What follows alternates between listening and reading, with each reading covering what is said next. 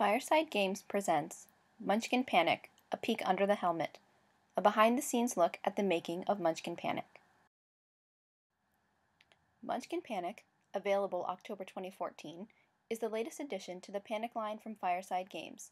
Munchkin, the top seller from Steve Jackson Games, was licensed in 2013, and the journey to create a hybrid of it and Castle Panic, the top seller for Fireside Games, began. Design challenges.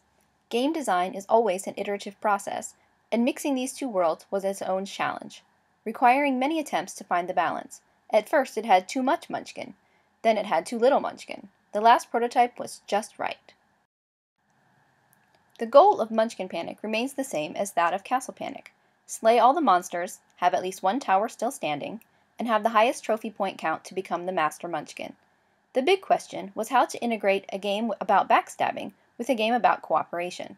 The answer lay in negotiation and treasure. Now, instead of trading a card with another player, you negotiate a deal for help. You still cooperate, but only if there is something in it for you. And when a monster is slain, there is now both a trophy and treasure to divvy up among the slayers, giving you more to negotiate with. Those treasure cards allow you to beef up your attacks and mess with your fellow players. So all that cooperation leads to more opportunity to backstab, as it should be. Another question was how to integrate the art of Munchkin with the design of Castle Panic. Castle Panic was getting a new cover for its 5th anniversary, so John Kovalic generously offered to illustrate a cover based on that design. A lot of the game art could be used directly from Munchkin, but Fireside Games needed to Munchkinize the art of the Castle Panic world. Castle cards. Castle cards are largely true to Castle Panic, but some variations and a new type of card were needed. The function of hit cards is still to attack monsters in certain spaces of the board. The art of the hit cards required some clever repurposing of the original Munchkin art. Although there is no mithril armor in Castle Panic, the art from that Munchkin card made for a great hero card. Some special cards have similar effects as their Castle Panic versions, but others were brand new for Munchkin Panic. For example, the Super Munchkin makes a great barbarian, but Wandering Monster is now completely unlike anything in either of the core games. Curse cards are a completely new addition to the world of Castle Panic.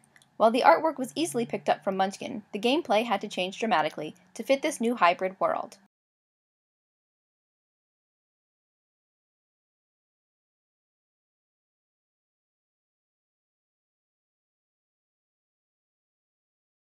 So the function of that card was changed to require all players to give you all of their cards of one color or one ring. You name the color or ring. Now that's obnoxious. Treasure cards. Treasure cards are also completely new to Munchkin Panic and are heavily influenced by their Munchkin counterparts. Weapons can be used in combination with hit cards to increase the strength of an attack. Unlike equipping in Munchkin, these cards are single-use only. The names and artwork were taken directly from Munchkin, and where possible, the amount of damage was retained as well. Potions can be used with or without hit cards to cause all sorts of trouble. Munchkin players will recognize the names and art of these cards, but their gameplay has been revised to fit the world of Munchkin Panic. In Munchkin, the Sleep Potion, for example, adds 2 to either side in a fight, but in Munchkin Panic, the Sleep Potion keeps all monsters on the board from moving for 1 turn. Specials affect play in a variety of ways that are unique to each card. All of the titles and art were picked up from Munchkin or one of its expansions, but the function of these cards is completely different from those in Munchkin. For example, in Munchkin, Invoke Obscure Rules allows you to go up a level. The decision was made to omit levels from Munchkin Panic, so in this game, Invoke Obscure Rules is used to draw a discarded monster and add it to your trophy pile. Monsters. The triangle-shaped monster tokens make their return in Munchkin Panic. However, the goblins, orcs, and trolls have been replaced with the monsters from Munchkin. And yes, you have to fight the gazebo alone. The health points remain on the corners of the triangles and are tracked by rotating the token, as in Castle Panic. One new addition is the gold dots that indicate how many treasure cards are drawn when the monster is slain. Another thing you'll notice is that the health of the 4- and 5-point monsters does not go down to 1 point. Instead, it will take 2 or 3 points of damage on the final battle to slay that monster. A key difference in Munchkin Panic is that at the end of your turn, you draw monster tokens until 3 monsters have been placed on the board. This means you may face multiple curses in 1 turn. What, we didn't mention curse tokens? As in Castle Panic, not every token is a monster. Other things in the monster bag are trying to kill you. in case you need a reminder that you do need to cooperate to some extent. The More Munchkin Mini Expansion. During development of Munchkin Panic, it became clear that some Munchkin players were going to want more backstabbing with their panic, so the More Munchkin Mini Expansion, included in Munchkin Panic, was born. This small pack contains 1 new castle and 7 new treasure cards, 7 character cards, and 1 big change to the rules. You no longer have to defend the towers to win. You just have to have the highest trophy point count when either all the monsters are dead or all the towers are destroyed. To help you do this, you pick a character to play. This character is based on the races and classes from Munchkin, but works differently. Each character gives you a unique special ability, as well as a nemesis among the monsters, which is indicated by the black edges on the monster token. The character names and art are picked up from Munchkin, and while their functionality had to be changed to fit the new game, the special effect and nemesis are heavily influenced by how they work in Munchkin. For example, the halfling sells 1 item for twice its value to buy a level in Munchkin. Since levels are meaningless in Munchkin Panic, the halfling gains 1 trophy point for each treasure card remaining in his or her hand at the end of the game. Among the new treasure cards in the expansion are 5 monster enhancers, which allow you to make monsters stronger. Now that you no longer have to defend the towers, you may want to help the monsters destroy the castle if you're in the lead. How much more Munchkin can you get than that?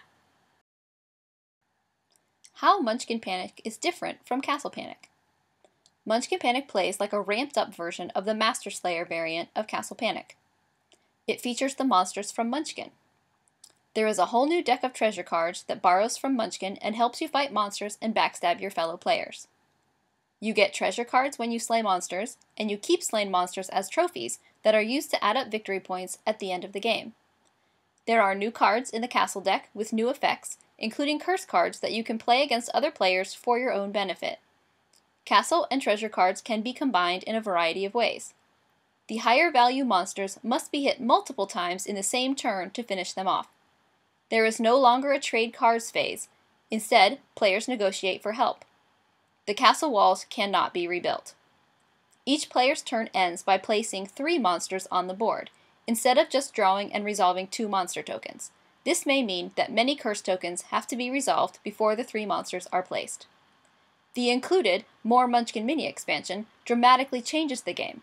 Players no longer have to defend the towers, the game ends when either all the towers or all the monsters are destroyed, and players want to have the most points in trophies when the game ends.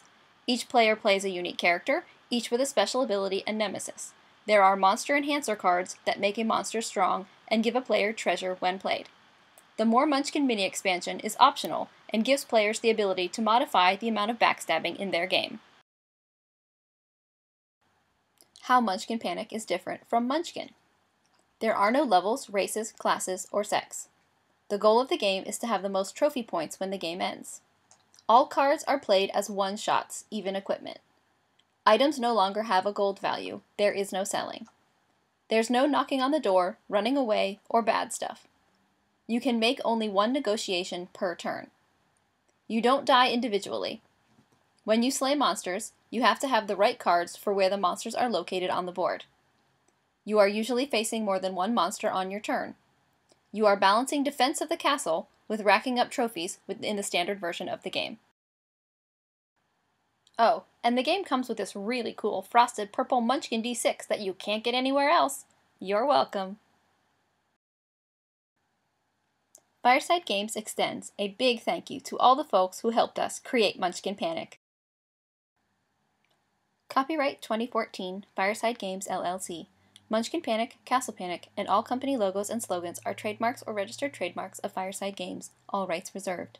Munchkin, the Munchkin characters, and the pyramid logo are trademarks or registered trademarks of Steve Jackson Games Incorporated, used under license by Fireside Games, all rights reserved. Castle Panic Anniversary cover art by Eric Kemper. Munchkin Panic game design by Anne-Marie DeWitt, based on Munchkin by Steve Jackson and Castle Panic by Justin DeWitt. Art by John Kovalik.